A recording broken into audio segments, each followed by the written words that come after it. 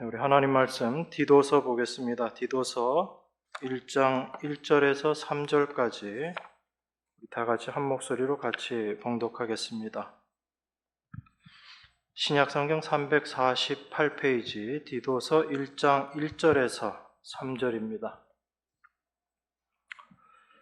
하나님의 종이요 예수 그리스도의 사도인 바울 곧 나의 사도된 것은 하나님의 택하신 자들의 믿음과 경건함에 속한 진리의 지식과 영생의 소망을 인함이라.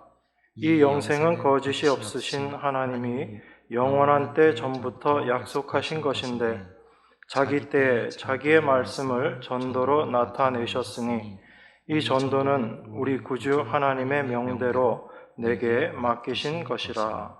아멘. 오늘 읽으신 이 본문의 말씀에 보면 하나님이 영원한 때 전부터 약속하신 것이다 라는 그 말씀이 있습니다. 하나님께서 영원 전에 약속하셨다라는 거죠. 그걸 우리가 일반적으로 뭐라고 이야기하는가 하면 하나님의 언약이다라고 그렇게 이야기합니다. 단지 하나님께서 말씀하시고 약속하셨다, 이걸 언약이다 이렇게 이야기하면 그걸 뭐 그렇게 중요한 것인가 그렇게 우리가 생각할 수 있겠지만 이 하나님의 언약이 어떤 것인지에 대해서 우리가 올바로 이해하고 있지 못하면 성경을 잘못 해석하게 되는 그런 오류에 빠지게 됩니다. 그런 의미에 있어서 언약을 올바로 이해하는 것, 이건 굉장히 중요하다라고 그렇게 말씀드릴 수 있습니다. 그 하나님의 언약, 그것을 우리가 알고 있어야지 하나님을 믿는다는 것이 무엇인가라는 것을 우리가 더 분명하게 알 수가 있고, 그렇게 될 때 바른 신앙의 길로 갈 수가 있습니다. 언약이라는 것, 그것 자체는 하나님께서 약속하셨다는 겁니다. 그런데 그 하나님께서 약속하신 것으로 끝나는 것이 아니라 하나님께서 약속하시고 하나님께서 그 약속을 이루신다, 성취하신다라는 겁니다. 그런데 중요한 것은 뭐냐면 그 하나님께서 그것을 성취해 나가시는데 하나님 홀로 그것을 이루어 나가신다라는 거예요. 우리들에게 어떤 도움을 요구하지 않으십니다. 내가 이걸 하는데 너희 인간들이 좀 도와줘야지 되겠다, 하나님 그렇게 말씀하시지 않으시고 하나님께서 말씀하시고 하나님께서 그것을 홀로 이루어 가시는 것, 그걸 언약이다라고 그렇게 이야기합니다. 여러분, 우리 창세기를 보면 잘 알 수 있죠. 하나님께서 아브라함에게 약속을 하셨어요. 어떤 약속을 하셨냐면 아브라함을 부르시면서 내가 너로 큰 민족을 이루게 하겠고 그리고 너로 복의 근원이 되게 하겠다, 하나님께서 그렇게 말씀하셨어요. 그리고 창세기 15장에 보면 또 하나님께서 아브라함을 불러서 데리고 나서 하늘에 있는 무별을 보여주면서 그 별들을 셀 수 있나 너 한번 봐라, 내 자손이 이와 같으리다, 그렇게 하나님께서 이야기를 하셨습니다. 그런데 그 말을 들은 아브라함이 어떻게 했어요? 아브라함이 그 하나님의 말을 자기가 이루어야지 되는 것으로, 하나님과 함께 자기가 열심히 애써서 이루어야지 되는 것으로 그렇게 생각을 했습니다. 그래서 아브라함이 열심히 수고하고 애써서 만들어 놓은 결과물, 그게 이스마엘이거든요. 어찌 보면 인간이 생각해낼 수 있는 최선의 것으로 만들어낸 것, 그게 이스마엘입니다. 인간의 노력으로 만들어낸 것이기 때문에 그렇습니다. 그런데 하나님께서는 그 이스마엘 대신 하나님의 약속의 아들로 이삭을 주세요. 이걸 우리가 아주 단순하게 생각하지만 이게 굉장히 중요한 내용입니다. 왜 그러냐면 하나님께서 아브라함이 이스마엘을 낳았는데 그 이스마엘 대신 하나님께서 이삭을 주신다라는 이야기는, 다시 말씀드려서 아브라함이 열심히 수고해서 만들어내었던 그 이스마엘을 부정해버린다는 이야기입니다. 그 이스마엘을 부정했다라는 것이 하나님께서 이삭을 주셨다라는 이야기거든요. 그 이야기는 단순히 하나님이 이삭을 주셨다라는 차원이 아니라 하나님의 약속은 하나님 홀로 이루어 내신다라는 것을 말씀하고 있는 것이고, 또한 하나님의 그 약속을 이루어 내는 것, 그것을 위해서 수고하고 있는 인간의 행함이라는 것을 부정해 버리는 겁니다. 그러니까 단순히 이삭을 주셨다라는 것이 아니라 하나님의 약속을 이루어가는 일에 있어서는 하나님 홀로 일하신다라는 것을 말씀하시는 것이고, 그리고 그 이삭을 주심으로 말미암아 인간이 열심히 행했던 그 모든 것들을 다 부정해 버리는 겁니다. 너희들이 행한 건 아무 짝에도 쓸모 없는 것이다 라는 것을 우리에게 이야기하고 있는 거죠. 근데 여러분, 이런 얘기를 들으면 기분이 좋아요, 나빠요? 그래도 우리도 나름 좋은 뜻을 가지고 하나님께 열심을 내고 수고한 건데, 하나님 그렇게 말씀하시면 너무 좀 심하지 않습니까? 우리가 사실 내심으로는 그런 생각이 들어요. 제가 지금 아브라함 얘기를 했기 때문에 남의 얘기 같으니까 여러분들이 그렇죠 라고 이렇게 얘기하고 듣고 있지만, 여러분들이 정말 수고하고 애쓴 것들이 있단 말이에요. 교회 안에서. 또 여러분 각자의 삶 속에서 신앙생활이라고 하면서 여러분들이 애쓴 것들이 있다고요.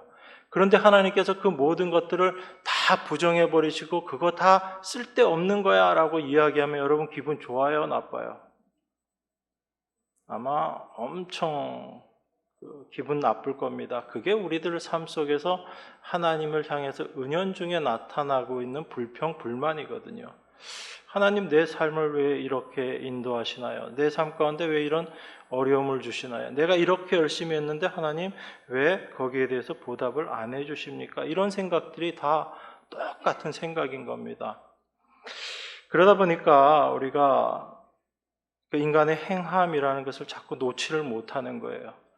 하나님이 우리에게 말씀하셨기 때문에 우리가 그 말씀대로 잘 지켜서 어떤 좋은 결과물들을 우리가 만들어내야지라고 생각합니다. 그런데 그런 인간의 행함을 의지하게 되는 것, 그걸 성경에서 뭐라고 이야기하냐면 육신을 쫓는 삶이다라고 이야기하는 거예요. 그래서 참 쉽지가 않습니다. 우리 사람 안에는 본래적으로 뭔가를 행하지 않으면 자기의 존재 자체에 대한 어떤 부정적인 생각이 들거든요. 여러분들이 아무것도 하지 않고 있으면 내가 이게 뭔가, 내가 정말 이제 제대로 사는 건가, 그런 생각들이 여러분 들잖아요. 그게 늘 어떤 것을 행함으로 말미암아 내가 살아있다라는 것을 느끼는 인간의 본성이거든요. 그런데 그게 선악과 따먹은 이후에 인간에게 생긴 일이라는 겁니다. 선악과를 따먹기 전에는 인간은 어떤 위치에 있었어요? 하나님께서 모든 것들을 다 주셨거든요. 그저 하나님이 만들어 놓으신 그 환경에서 열심히 잘 먹고 잘 살면 되는 거예요. 내가 뭔가 나 자신을 위해서 뭔가 할 일이 아무것도 없었던 겁니다. 그런데 인간이 선악과를 따먹고 나서 그 죄 가운데 떨어지고 나서 어떤 모습이 되어버렸냐면 자기 자신의 부족함을 깨닫게 된 거예요. 보니까 그 부족하다는 모습을 성경에서 어떻게 얘기하냐면 벗었다라고 이야기하는 겁니다. 내가 나의 자신을 보니까 벗은 거예요. 그래서 그걸 가려야지 된다라고 생각합니다. 그래서 무화과 나무 잎을 따가지고 여기도 가리고 저기도 가리고 해보는데 그게 영원히 우리를 가려주지 못하는 것이 되는 거거든요. 그래서 인간들이 그 선악과 따먹고 나서 그 죄로 말미암아 타락해버린 인간들 마음 가운데 생긴 것이 어떤 것을 행함으로 말미암아 내가 그것을 행하지 않으면 나는 살지 못한다라는 생각이 들어와 버린 거예요. 그게 우리 안에 늘 부족함을 느끼는 거고, 여러분 신앙생활 하시면서 나는 부족한 게 없어, 내 삶의 모든 것들이 부족한 게 없어, 그렇게 생각하고 지내시나요? 아니면 늘 뭔가 좀 부족한 것처럼 그렇게 생각하세요? 내가 좀 기도도 좀 더 해야지 될 것 같고, 말씀도 좀 더 봐야지 될 것 같고, 전도도 좀 더 해야지 될 것 같고, 어때요? 늘 그런 마음에 잡혀 있죠. 그게 알게 모르게 하나님을 향한 열심인 것 같지만 그게 반대로 뒤집어서 생각하면 우리가 하나님의 일하심을 믿지 못하는 죄의 모습일 수도 있다라는 것을 우리가 기억해야지 됩니다. 오늘 말씀을 우리가 같이 좀 묵상을 하면서 나누면서 무엇이 성경이 이야기하는 믿음인가, 그 부분에 대해서 우리가 좀 깊이 있게 나눌 수 있기를 원합니다. 이 언약에 대해서 처음 얘기가 나오는 곳이 어디냐면 성경 어디에 나올 것 같아요? 언약에 대한 말이 제일 처음 나오는 곳. 모든 것 시작은 다 창세기에 있습니다. 창세기 노아 홍수 사건에서 언약이라는 이야기가 처음 나오거든요. 창세기 6장 한번 보겠습니다. 창세기 6장 17절 18절입니다. 제가 봉독하겠습니다. 내가 홍수를 땅에 일으켜 무릇 생명의 기식 있는 육체를 천하에서 멸절하리니 땅에 있는 자가 다 죽으리라. 그러나 너와는 내가 내 언약을 세우리니 너는 내 아들들과 내 아내와 내 자부들과 함께 그 방주로 들어가고, 이렇게 이야기합니다. 그래서 하나님께서 노아와 언약을 세우시겠다라고 그렇게 말씀하시면서 어떤 이야기를 하시냐면 방주 만들어서 그 방주 안에 너 가족들 다 들어가라, 그렇게 이야기합니다. 자, 그렇게 해서 이 노아와 노아의 식구들이 다 구원함을 받죠. 그죠? 그런데 여러분들이 이 노아 홍수를 생각하면서 방금 읽은 이 언약이라는 말을 생각하지 않고 노아 홍수 사건을 생각하고 거기서 구원받은 노아와 노아 가족들을 생각하면 어떤 쪽으로 우리의 생각이 먼저 이렇게 향하게 될 것 같아요?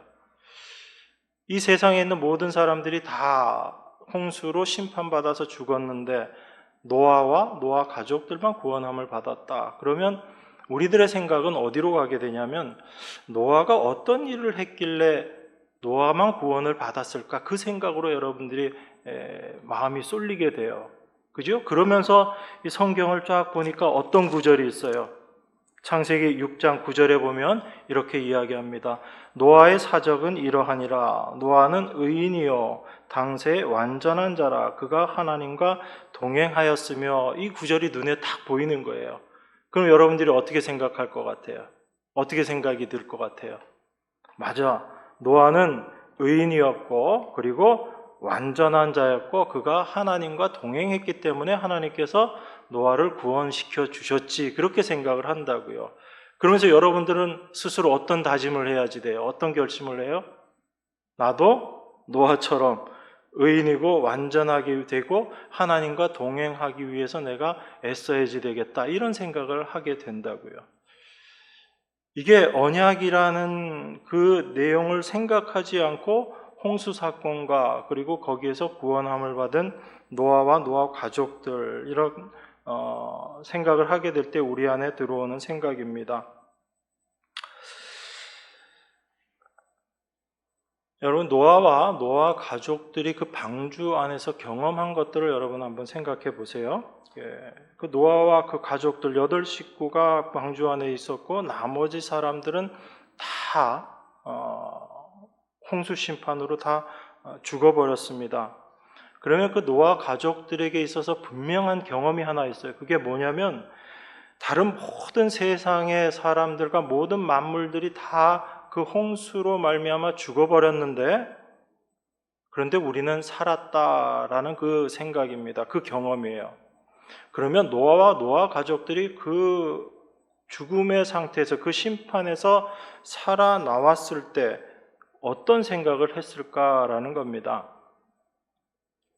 내가 잘한 것이 있어서 하나님께서 나를 구원하여 주셨겠다, 이런 생각을 과연 할 것인가? 아니면 나도 저 사람들처럼 똑같이 죽을 수밖에 없었던 자였는데 그런 나를 하나님께서 구원시켜 주셨구나라는 그런 생각을 가지게 될까요?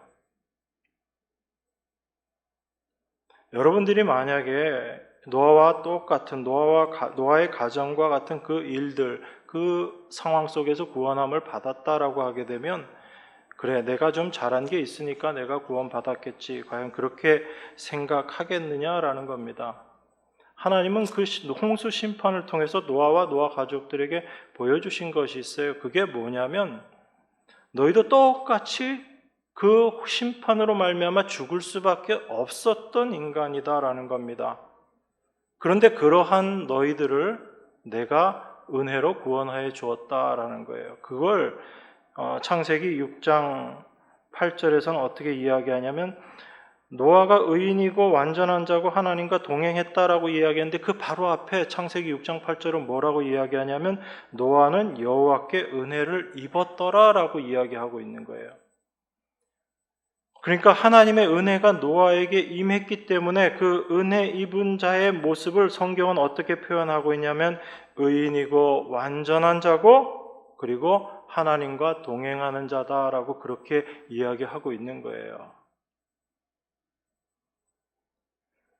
그래서 그 은혜가 노아 가족들에게 임했을 때 그 하나님께서 약속하신 그것을 언약으로 이야기를 하시는 겁니다.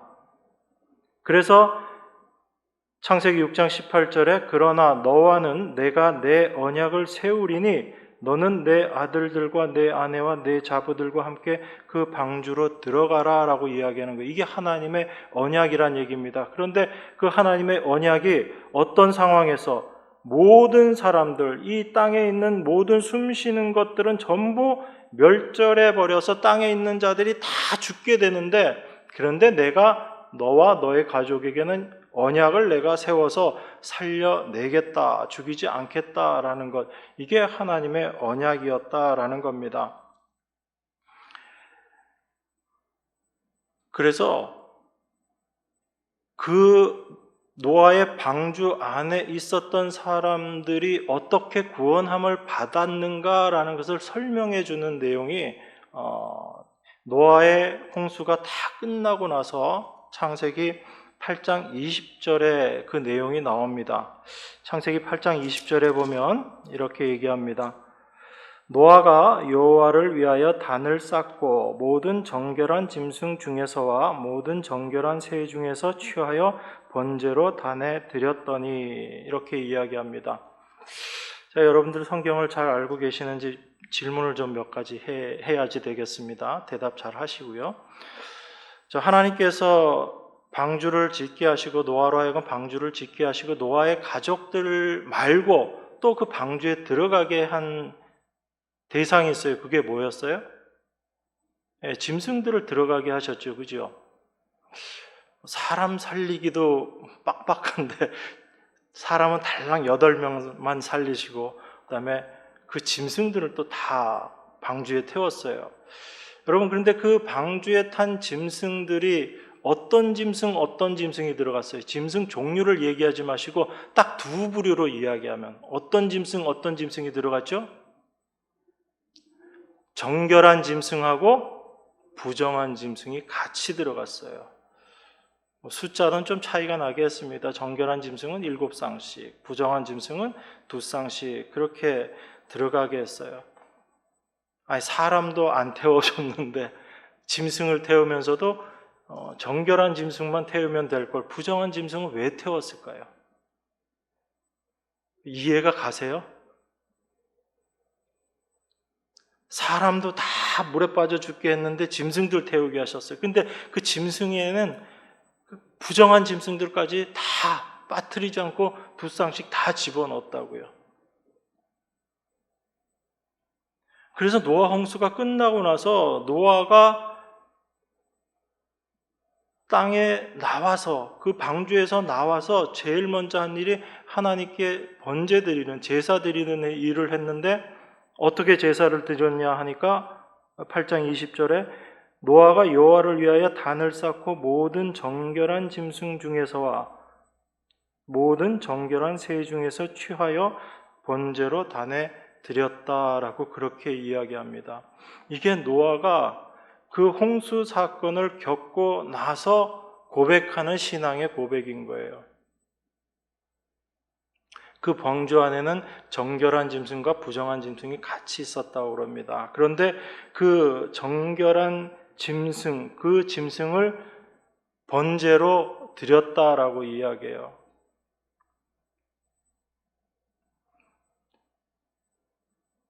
그러니까 지금 노아는 어떤 걸 우리에게 이야기하고 있냐면 그 방주 안에 있는 모든 짐승들은 이 정결한 짐승의 번제 드려짐으로 말미암아 다 살게 되었다라는 것을 지금 이야기하고 있는 거예요. 하나님 우리를 살려주셔서 감사해요 하고 제사를 드린 그 차원이 아니라 그 안에 있는 부정한 짐승들이 어떻게 해서 그 방주로 말미암은 구원함에 이르게 되었는가를 지금 보여주고 있는 겁니다. 그러니까 노아의 방주 안에 있는 정결한 짐승은 누구를 상징하고 있는 거예요, 여러분? 예수님을 상징하고 있는 거예요. 그래서 그 예수님의 죽으심으로 말미암아 부정한 짐승이었던 우리들이 다 구원함을 받게 됐습니다라는 이 고백이 노아가 방주에서 나와서 드리는 그 번제의 모습으로 우리에게 보여주고 있는 거예요. 그럼 노아는 부정한 짐승에 속하는 사람일까요? 정결한 짐승에 속하는 사람일까요? 노아도 부정한 짐승에 속하는 사람이었어요. 그러니까 노아와 노아 가족들이 구원함을 받았지만 노아의 어떤 행함이나 그 가족들의 어떤 행함으로 구원받은 게 아닌 것을 지금 우리에게 이야기하고 있는 겁니다.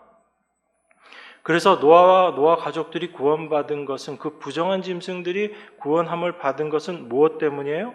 하나님의 언약, 하나님의 그 언약, 하나님 홀로 약속하시고 그 하나님 홀로 이루어내시는 그 하나님의 언약으로 말미암아 구원함을 받았다라는 것을 우리에게 지금 이야기하고 있는 것입니다.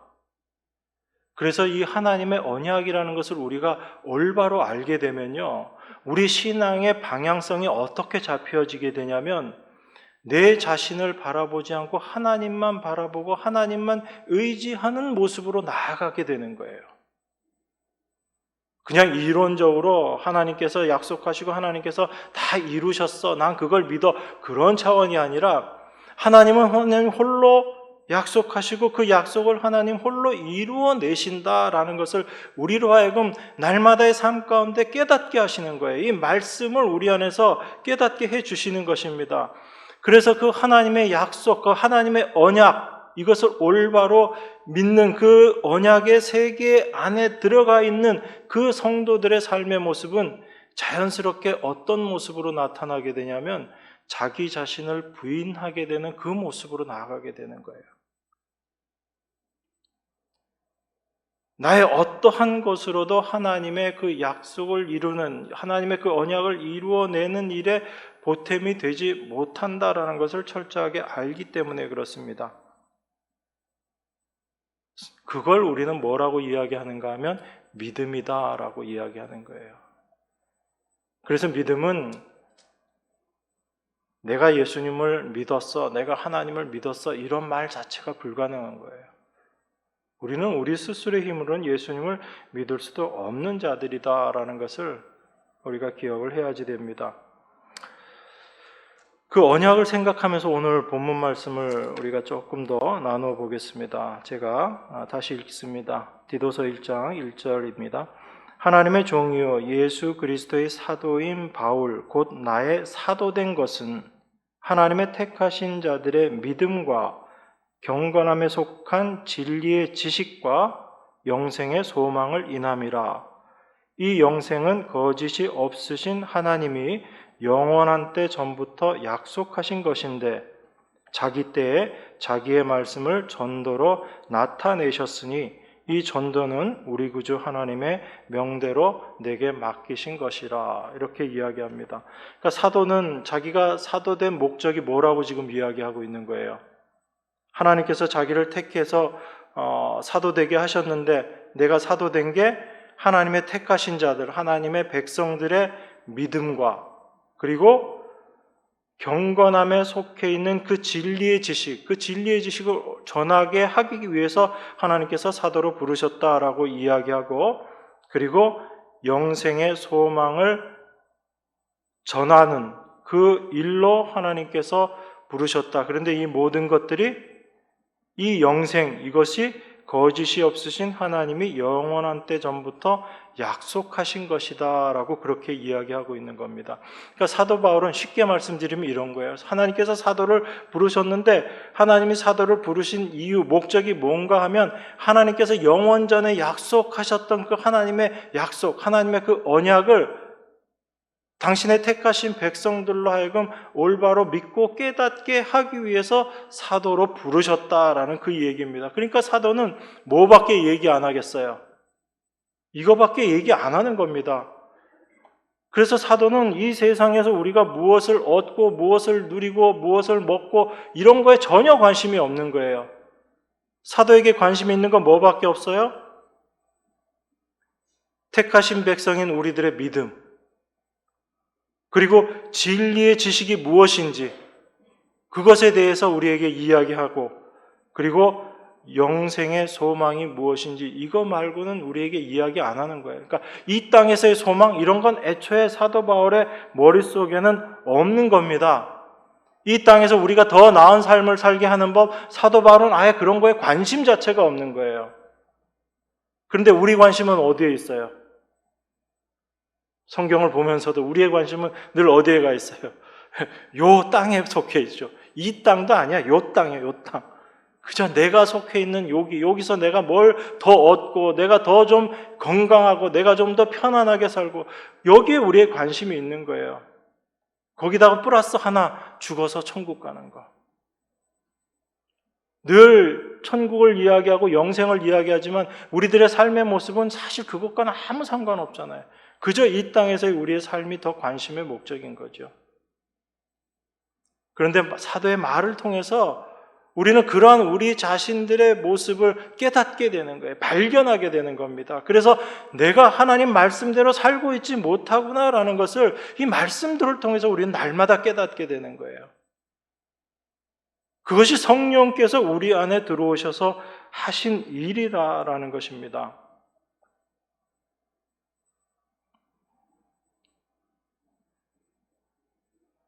그래서 우리가 그 내용을 올바로 알게 될 때 하나님의 일하심이 무엇인지에 대해서 우리가 생각을 하게 되는 겁니다. 그 2절에 보면 이렇게 이야기합니다. 영생의 소망을 인함이라. 이 영생은 거짓이 없으신 하나님이 영원한 때 전부터 약속하신 것, 이렇게 이야기를 해요. 그러니까 영생은 하나님이 영원 전부터 약속하신 것이다 라고 그렇게 이야기합니다. 이걸 에베소서에서는 이렇게 이야기해요. 에베소서 1장 4절에서 6절입니다. 곧 창세전에 그리스도 안에서 우리를 택하사 우리로 사랑 안에서 그 앞에 거룩하고 흠이 없게 하시려고 그 기쁘신 뜻대로 우리를 예정하사 예수 그리스도로 말미암아 자기의 아들들이 되게 하셨으니, 이는 그의 사랑하시는 자 안에서 우리에게 거저 주시는 바 그의 은혜의 영광을 찬미하게 하려는 것이라. 이게 굉장히 중요한 구절인데, 자, 하나님께서 그리스도 안에서 우리를 택하셨고 그 그리스도의 사랑, 하나님의 사랑 안에서 우리를 거룩하고 흠이 없게, 하나님 앞에서 거룩하고 흠이 없는 자로 만드시겠다라는 이야기입니다. 그렇게 해서 우리를 하나님의 아들들이 되게 하셨는데, 이게 전부 언제 있었단 이야기예요? 창세 전에 하나님께서 이 일을 계획하시고 이루셨다는 거예요. 여러분, 하나님과 우리 사이에 도무지 서로 이해되어지지 못하는 부분이 있습니다. 그게 어떤 거냐면, 자, 우리는 어떤 걸 계획해요. 그죠? 계획하면 그 계획을 이루어내려면 시간이 필요하죠. 시간이 지나서 그 일을 이루어내는 게 우리들의 모습인 겁니다. 그런데 하나님은 그렇지 않아요. 하나님은 생각하시면 그건 이미 완성되어 버린 겁니다. 그러니까 창세전에 하나님이 계획하셨고, 지금 이 땅을 살아가는 우리들 눈에는 조금씩 어떤 일들이 2000년 전에 예수님이 오시고 그리고 나서 어떤 일들이 있고 우리가 태어나게 되고 그리고 우리가 하나님의 은혜 가운데 하나님을 경험하게 되고 이렇게 되어지는 것이 우리가 바라보는 시각이지만 영원 속에 계신 하나님이 어떤 것들을 계획하셨다라는 이야기는 그 이야기는 이미 완성되었다는 얘기예요. 그래서 하나님 앞에선 그 모든 것들이 완성된 사실인 겁니다. 그걸 성경은 다른 말로 언약이라고 이야기를 하는 거예요. 다만 우리는 이 시간이 있는 역사라는 것을 살아가기 때문에 어제가 있고 오늘이 있고 내일이 있고 이 시간 속에서 하나님의 일하심을 우리가 발견하게 되고 깨닫게 되는 것뿐이지만 하나님의 입장에서의 이 모든 것들은 이미 완성된 거예요. 그래서 우리들이 이 땅을 살아가면서 우리들의 시각이 아닌 하나님의 시각을 우리에게 주시는 거예요. 그 일을 우리 안에서 하시는 분이 누구시냐면 성령님이신 거예요. 그래서 성령이 우리 안에 임하게 되면 하나님의 이 말씀이 이미 완성된 것으로 우리 안에 경험되어지고 깨달아지게 되는 거예요. 그렇게 될 때 내가 무엇을 해서 하나님의 일에 보탬이 되어야지라는 것이 아니라 하나님께서 이미 완성해 놓으신 그 일에 내가 동참되었다는 것을 알게 되고 그 하나님의 약속이 내 안에서도 이미 완성되었다는 것을 알게 되기 때문에 하나님을 찬양할 수 있는 겁니다. 그런데 이 믿음이 없게 되면 우린 늘 어떤 모습으로 하나님을 섬기게 되냐면 하나님, 저는 아직도 부족해요. 아직도 내 안에는 이 모습이 이루어지지 않았어요. 뭐만 보이는 거예요? 내 부족함, 내가 아직 되어지지 않은 것만 보게 된다고요. 그런데 하나님의 입장에서 내 자신을 바라보게 되면 이미 완성되어 있는 내 자신의 모습을 발견하게 된다고요. 하나님은 우리를 그 자리로 끌고 가시는 겁니다. 그래서 창세 전에 이 모든 일들을 계획하셨다라고 이야기하셨지만 그 모든 일들은 하나님께서 이미 완성시켜 놓으신 거예요. 그러니까 2000년 전에 예수님의 십자가가 이 땅에 섰었지만 하나님의 뜻 안에서는 언제 이미 십자가가 완성된 거예요? 창세 전에 이미 십자가는 완성된 사실입니다. 그게 역사라는 시간 안에서 2000년 전에 예수님이 이 땅에 오시고 십자가에 달려 죽으시고 부활하시는 그 일들이 있어졌던 것뿐이죠. 그런데 하나님께서는 그 모든 일들이 이미 창세전에 하나님의 뜻과 계획 안에서 완성된 것이다라는 것을 우리에게 이야기하고 있는 겁니다. 그래서 하나님의 아들들이 되게 하신 그 하나님의 부르심으로 말미암아 우리가 알게 되는 것이 있어요. 그게 뭐냐면 하나님의 사랑하시는 자 안에서, 예수 그리스도 안에서, 십자가 안에서 우리에게 거저 주신 그 은혜가 무엇인지를 깨닫게 하시는 거예요. 그러니까 우리가 은혜라는 것, 이건 하나님께서 우리에게 거저 주신 은혜라는 거예요. 여러분들이 뭔가를 더해가지고 여러분들이 거룩하고 흠이 없게 되는 게 아니라고요. 하나님은 이미 우리를 그렇게 거룩하고 흠이 없는 자로 완성시켜 놓으시고 예수 그리스도의 십자가 안, 그리스도 안, 사랑하는 자 안이라는 그 세계로 우리를 집어넣어 주신 거예요. 그 안에 들어간 자들은 무엇을 깨닫게 되냐면 하나님께서 우리에게 이미 이 모든 것들을 거저 은혜로 주시고 완성하셨구나라는 것을 알게 되고 그러한 자들에게서 나오는 게 은혜에 대한 감사인 겁니다. 은혜에 대한 찬송인 거고요. 그러니까 은혜라는 것도 우리가 얼마나 보잘것없이 이해하고 있는가. 그냥 그저 은혜 그러면 하나님께서 거저 주셨어. 이 정도밖에 우리는 생각 못하는 거예요. 하나님 그냥 선물로 주셨지. 그런데 그 은혜의 의미가 무엇인지 우리가 깊이 알아가면 알아갈수록 도무지 하나님이 어떤 분이신지를 더 깊게 알아가게 되는 거예요. 그 하나님의 은혜를 알게 될 때 내가 무엇을 해서 하나님께 영광 올려드려야지라는 생각조차도 다 내려놓게 되는 겁니다. 여러분, 예수 그리스도께서 완성하신 십자가의 세계는 어떤 세계라고 그래요? 제가 이미 중간에 말을 해버렸는데 이미 완성된 세계예요. 자, 예수님께서 이런 말씀하셨죠. 요한복음 6장 37절에 보면 예수님이 이렇게 얘기하십니다. 아버지께서 내게 주시는 자는 다 내게로 올 것이요 내게 오는 자는 내가 결코 내어 쫓지 아니하리라. 내가 하늘로서 내려온 것은 내 뜻을 행하려 함이 아니요 나를 보내신 이의 뜻을 행하려 함이니라. 나를 보내신 이의 뜻은 내게 주신 자 중에 내가 하나도 잃어버리지 아니하고 마지막 날에 다시 살리는 이것이니라. 내 아버지의 뜻은 아들을 보고 믿는 자마다 영생을 얻는 이것이니 마지막 날에 내가 이를 다시 살리리라. 이렇게 예수님께서 말씀하셨어요. 이게 예수님께서 이 땅에서 하신 일, 예수님께서 어떤 일을 하러 이 땅에 오셨는가를 예수님 당신이 직접 말씀하신 거죠.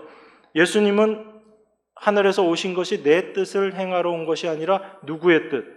하나님 아버지의 뜻을 행하려 왔다라고 이야기합니다. 그래서 그 일을 예수님께서 다 이루시고 가신 거예요. 그래서 요한복음 19장 30절에서 뭐라고 이야기합니까?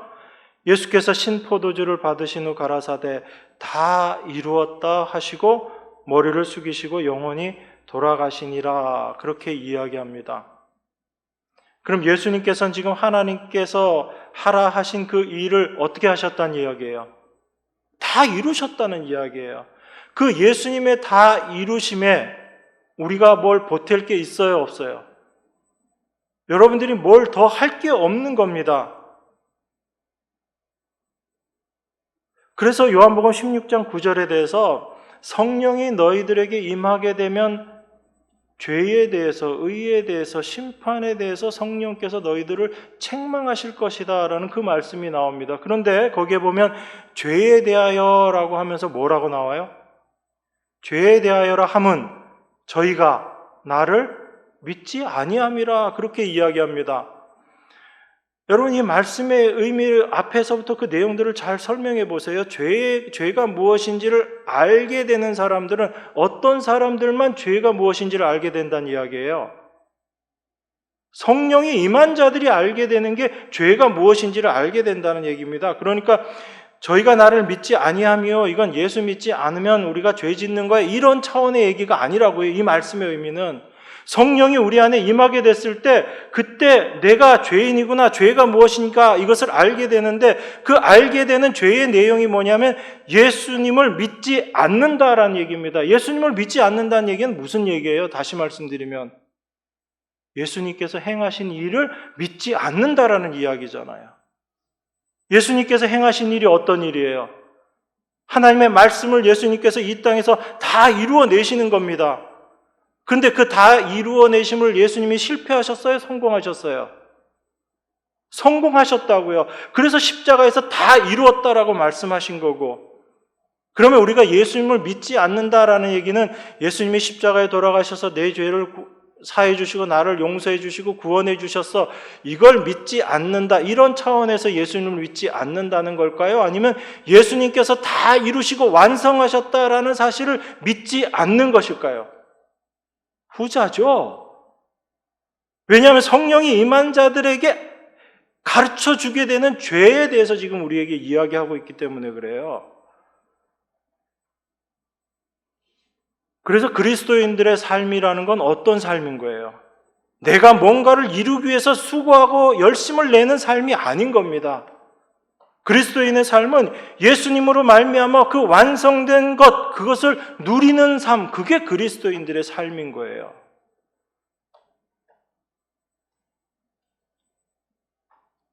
다 이루었다는 예수님의 말씀을 믿지 않는 것, 이게 죄란 말입니다. 그렇기 때문에 우리가 그 십자가 안이라는 세계에 있으면서 내가 뭔가를 해서 하나님께 보탬이 되고 예수님의 일에 내가 보탬이 되어야지 되겠다라고 생각하는 그런 열심이 오히려 어떤가라는 얘기예요. 그게 죄라는 얘기입니다. 근데 우린 그걸 도무지 죄라고 생각하지 않는다고요. 내가 열심히 하니까 이게 왜 죄가 되겠어? 내가 이렇게 신앙생활 열심히 해가지고 하나님께 보탬이 되려고 하는데 이게 왜 죄가 되겠어? 우린 그렇게 생각한다고요.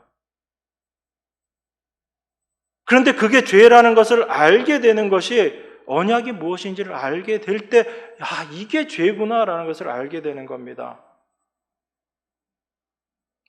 나라는 존재가 어떤 존재인지를 알게 될 때, 내가 무언가를 행해서 하나님께 도움이 될 수 있는 것이 없다라는 것을 알게 되고, 오히려 내가 무언가를 행한다라는 것 자체가 예수님께서 완성하신 것에 내가 무언가를 행함으로 말미암아 오히려 그 완성된 것을 허물어뜨리는 그 모습으로 될 수밖에 없다라는 것을 깨닫게 되는 거예요.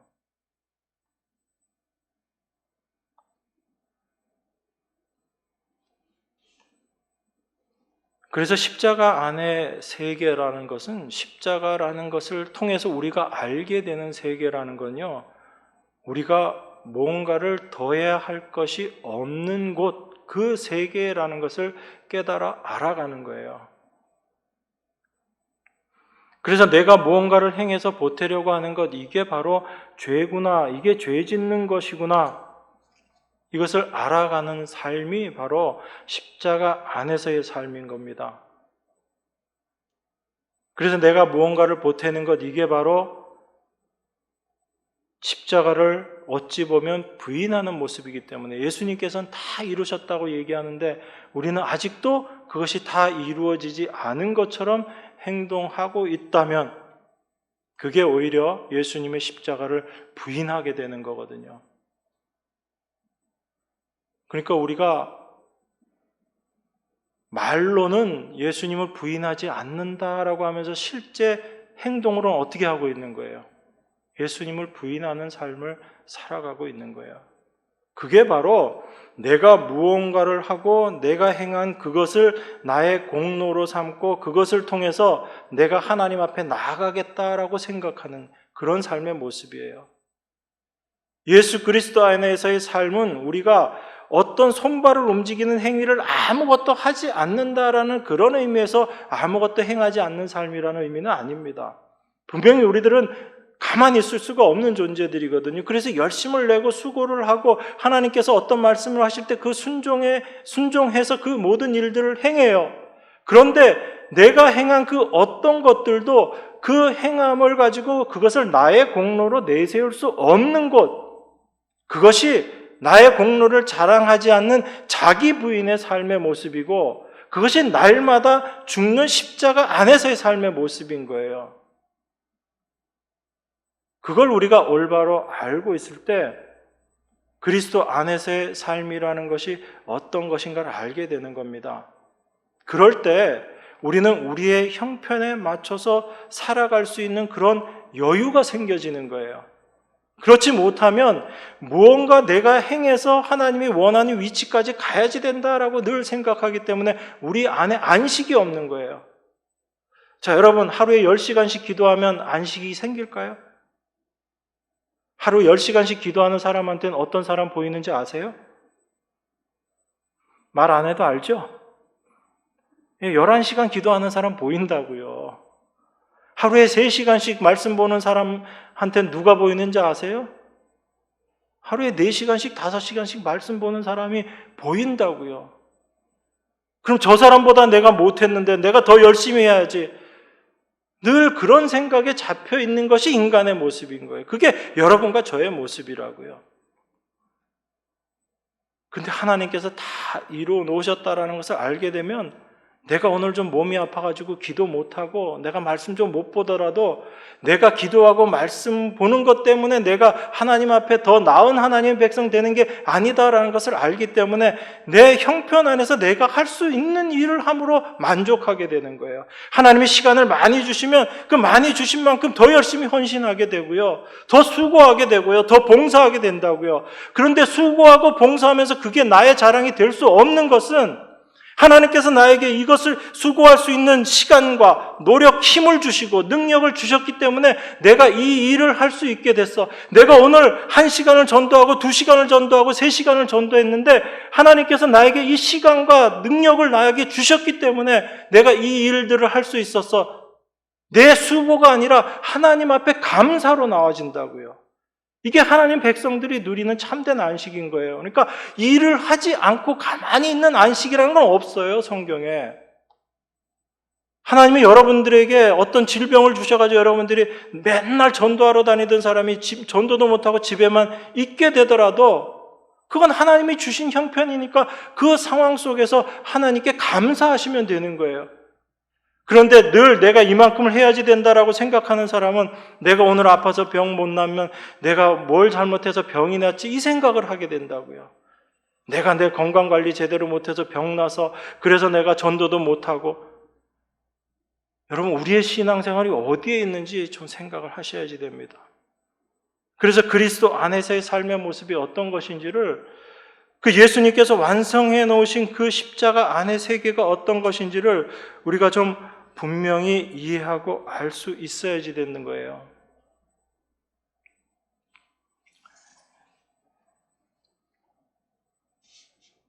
여러분, 우리 믿는 것도 우리 뜻대로 되는 거 아니잖아요. 여러분, 어떻게 해서 예수님 믿게 됐죠? 어떻게 해서 하나님 믿게 됐죠? 여러분들이 내가 믿어야지 되겠다 그렇게 결심해가지고 믿었어요? 여러분들이 어떻게 해서 하나님 말씀 듣게 됐어요? 물론 여러분들이 이렇게 생각하겠죠. 그래, 내가 어느 날 결심해서 교회 나오리라. 그렇게 해서 내가 교회에 나왔어. 그래서 교회 나와서 듣다 보니까 정말 감사하게도 참된 복음의 말씀을 전하는 그 복음을 내가 듣게 되었고, 그 복음을 들음으로 말미암아 내가 하나님 백성 된 걸 깨닫게 됐어. 이렇게 여러분들이 생각하실 수 있어요. 그런데 돌이켜서 생각해 보면 나로 하여금 교회로 발걸음을 옮기게 한 그 일들이나 내가 참된 복음의 진리의 말씀을 듣게 된 것이나, 그리고 똑같이 들었는데 옆집 순이 엄마는 지금 내 이 자리에 없는데 나는 여전히 이 자리에서 하나님의 말씀을 듣고 감사하고 기뻐할 수 있다라는 것, 이건 내가 잘나서 내가 믿은 것이 아니다라는 걸 우리가 고백하게 되는 거잖아요. 그러니까 그 믿음조차도, 우리가 믿는 것조차도 우리의 능력이 아닌 거예요. 하나님께서 우리에게 믿음 주심으로 말미암아 믿게 되는 거죠. 여러분들이 지금 이 자리에 와서 앉아 있는 것, 여러분들의 힘이에요? 혹시 이런 생각할지 몰라요. 그래, 내가 오늘은 결심하고 나와서 오늘 이 자리에 앉아 있어요. 여러분 그렇게 생각하실 수 있어요. 그런데 그 결심조차도 누가 주신 거예요? 하나님이 주신 마음이라고요. 그걸 우리가 알게 될 때 우리의 모든 삶에서 하나님 앞에 감사할 수 있는 그 모습으로 나아가는 겁니다. 억지로 감사해야지 되는 거 아니에요. 범사에 감사하라. 그래서 늘 듣는 얘기들이 그런 거잖아요. 아주 사소한 일부터 이거 감사하다 보면 저절로 우리 안에 감사하는 마음이 생긴다. 천만에요. 그렇지 않아요. 하나님의 일하심을 알게 될 때 진심으로 우리 안에서 감사가 나오게 돼요. 어떤 형편에 처하게 되든지 그 상황 안에서 하나님의 일하심을 깨닫게 되고 하나님의 은혜를 깨닫기 때문에 감사함이 나오게 되는 겁니다. 하나님은 당신의 백성을 이 자리로 끌고 가시는 거예요. 그래서 그 십자가 안의 세계가 어떤 것인지, 하나님께서 우리에게 주시고자 하시는 그 영생이 무엇인지, 그리고 그 모든 것들을 하나님께서 영원한 때 전부터 약속하셔서 그 약속하신 것을 우리에게 이루어내신 것이다 라고 지금 사도가 이야기하고 있는 겁니다. 그래서 사도가 이것을 자기 때 자기의 말씀을 전도로 나타내셨으니 이 전도는 우리 구주 하나님의 명대로 내게 맡기신 것이라. 그래서 사도는 자기 자신에 대해서 어떻게 이야기해요? 나의 나된 것이 하나님의 은혜다라고 사도가 그렇게 고백할 수밖에 없는 것이, 자기가 하나님의 말씀을 전하는, 이 은혜의 말씀을 전하는 사도 된 것조차도 자기의 힘으로 된 게 아니다라는 걸 사도 바울은 너무나 분명히 알고 있었잖아요. 하나님 열심히 믿는다고 하면서도 오히려 예수 믿는 사람들을 잡아 죽이는 일에 열심이었던 그 사도 바울이었잖아요. 오히려 하나님을 대적하는 자기 자신의 모습을 알게 되고 자기의 열심, 인간의 열심이라는 것이, 인간의 생각으로 말미암은 열심이라는 것이 어떤 모습으로 나타나게 되는가를 사도 바울이 철저하게 깨달았기 때문에 나로부터 말미암은 열심이 아닌 하나님의 은혜로 말미암은 열심으로 살아가는 사도 바울 된 거예요. 하나님은 우리를 이 모습으로 만들어 가시는 겁니다. 여러분 스스로 원하는 그런 열심이 아니라 하나님께서 주신 그 열심으로 말미암아 열심을 내고 살아가는, 그 하나님의 은혜에 잡혀서 살아가는 그 자로 하나님께서 우리를 만들어 가신다는 거예요.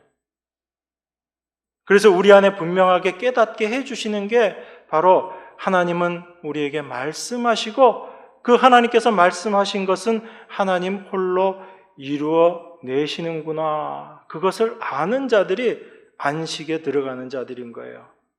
그래서 히브리서 12장 2절에서 믿음의 주요 온전케 하시는 이는 예수를 바라보자라고 이야기하는 겁니다. 여러분, 믿음의 주라는 얘기가 어떤 의미예요? 믿음의 주인이라는 얘기잖아요. 믿음을 주신 분도 그분이시고 그 믿음으로 살게 하시는 분도 그분이시고 그 모든 일들을 이루어 내시는 것이 믿음의 주인이신 예수 그리스도 하나님으로 말미암아 되어지는 일이다라는 겁니다. 그렇기 때문에 우리는 누구만 바라봐야지 되는 거예요? 그 주님만 바라보는 거예요. 그게 우리들의 삶이고 그것이 하나님이 어떤 분이신지를 올바로 알게 된 하나님의 백성들의 삶의 모습인 거예요. 그런데 그 하나님을 알지 못하면 우리는 여전히 내가 무엇을 할까에 잡혀있는 그 모습으로 살아가는 삶이 되는 거죠. 빌립보서 1장 6절에서 뭐라고 이야기해요? 우리 안에서 착한 일을 시작하시는 이가 그리스도 예수의 날까지 그 모든 일들을 이루실 줄을 우리가 어떻게 한다? 확신한다라고 이야기하잖아요. 이 확신이 여러분들에게 있어질 때 이제 여러분들이 안식 가운데 들어가게 되는 거예요. 내가 일하는 것이 아니라 하나님께서 일하시는 것이구나. 그 하나님의 일하심이 여러분 안에 분명하게 깨달아지고 경험되어질 때 우리는 참된 믿음의 세계를 살아가는 참된 성도의 모습으로 살게 되는 것입니다. 하나님께서 약속하셨어요. 하나님께서 약속하신 것을 하나님 홀로 이루어내십니다. 이 믿음의 세계가 어떤 것인지를 여러분의 날마다의 삶 가운데서 깨달아 가시고 그 하나님의 언약의 의미를 더 깊이 알아가시는 여러분과 제가 되기를 바랍니다.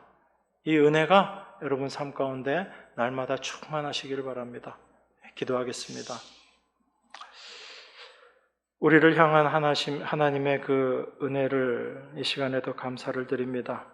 하나님의 말씀하시고 하나님 홀로 이루어 놓으신 그 언약의 세계, 그 언약으로 말미암아 완성된 그리스도 안이라는 십자가 안의 세계가 무엇인지를 더 깊이 깨닫는 저희가 되게 하셔서 날마다의 삶 가운데 그 모든 일을 완성하신 그 하나님의 은혜만을 감사하며 찬송하고 살아가는 저희 모두가 될 수 있도록 하나님 축복하여 주시옵소서.